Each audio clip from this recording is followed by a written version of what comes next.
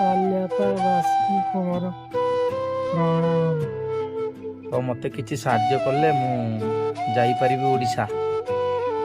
ମୋତେ କିଛି ହେଲ୍ପ କଲେ ମୁଁ ଓଡ଼ିଶା ଯାଇପାରିବି।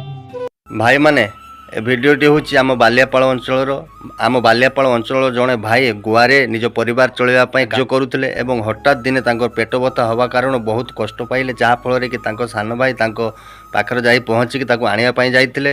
ନେଇକି ଆସିଲା ସମୟରେ ଟ୍ରେନ୍ରେ ତାଙ୍କର ପେଟ ଯନ୍ତ୍ରଣା ଆହୁରି ଅଧିକ ହେଲା। ଟିଟିଆଇଙ୍କୁ କହି କୌଣସି ପ୍ରକାରରେ ତାଙ୍କୁ ବେଙ୍ଗଲୋରରେ ଏକ ହସ୍ପିଟାଲରେ ଭର୍ତ୍ତି କରିଥିଲେ। ବର୍ତ୍ତମାନ ତାଙ୍କର ଅପରେସନ୍ ସରିଯାଇଛି, କିନ୍ତୁ ବର୍ତ୍ତମାନ ତାଙ୍କୁ ଅର୍ଥ ଏତେ ବାଧକ ସାଜିଛି ଯାହାକି ସିଏ ହସ୍ପିଟାଲର ଅପରେସନର ଖର୍ଚ୍ଚ ବହନ କରିବା ପାଇଁ ଅସକ୍ଷମ ହେଉଛନ୍ତି। ତେଣୁ ସେ ସୋସିଆଲ ମିଡ଼ିଆରେ ଗୋଟେ ଭିଡ଼ିଓ ପୋଷ୍ଟ କରିଥିଲେ। ମୁଁ ମଧ୍ୟ କାଲି ତାଙ୍କ ସାନ ଭାଇ ସହିତ କଥା ହେଇଥିଲି।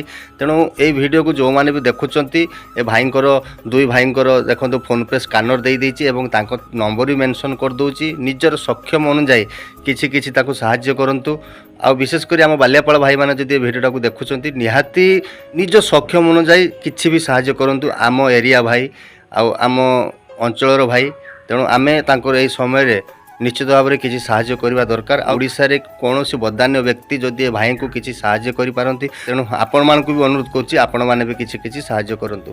ଜୟ ଶ୍ରୀରାମ।